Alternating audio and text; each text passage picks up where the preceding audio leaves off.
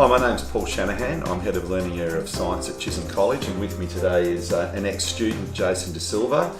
I had the pleasure of being Jason's PCA for quite a few years, and he graduated in 2015.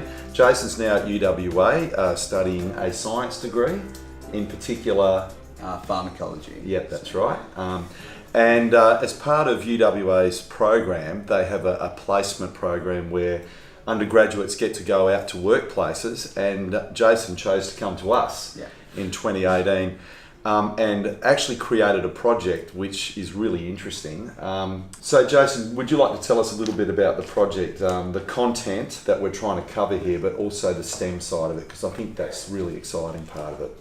So the content we're trying to cover is how materials differ in their ability to absorb and block sound. Yep. And the way we're going to test that theory is through a vigorous scientific experiment, as well as the presentation side of science. And we're hoping and that integrates a lot of STEM ideology, because through that scientific investigation, students will not only have to be thinking about scientific parameters, but will also be able to think about financial budgets, which are important in the real world. Well, would you like to take us through some of the elements of the project? So, some of the elements of the project involve the iPad. So all the iPads right now have a microphone, which can be used as a sound meter, and we're also using another iPad inside the box as a speaker, and that will be used to produce a constant level of sound. And we're going to test different materials such as styrofoam over here, and seeing how that blocks the sound compared to other materials such as bubble wrap or maybe cardboard or possibly even wood.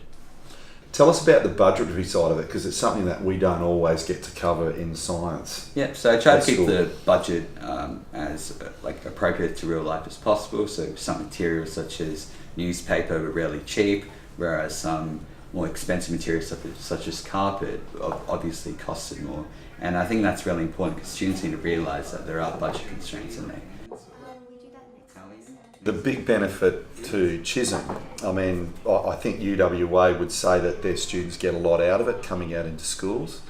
But the big thing for us is that these guys that come out like Jason have expertise that the teachers don't have. But also I think it's the construction of the experiment themselves. We're learning that there are ways to do things that we may not have considered. And I think that's the big benefit to us, is that we get this access.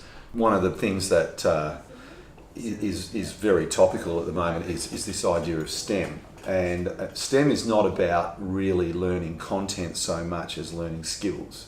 Skills in investigation, communication, being creative, critical thinking. We're going to be spending about a term this year actually doing STEM-based activities. I'm really hoping this will be one of them going forward. The students have got to come up with an investigation or way of using the equipment to solve the problem that we're giving them, and this is what employers are looking for.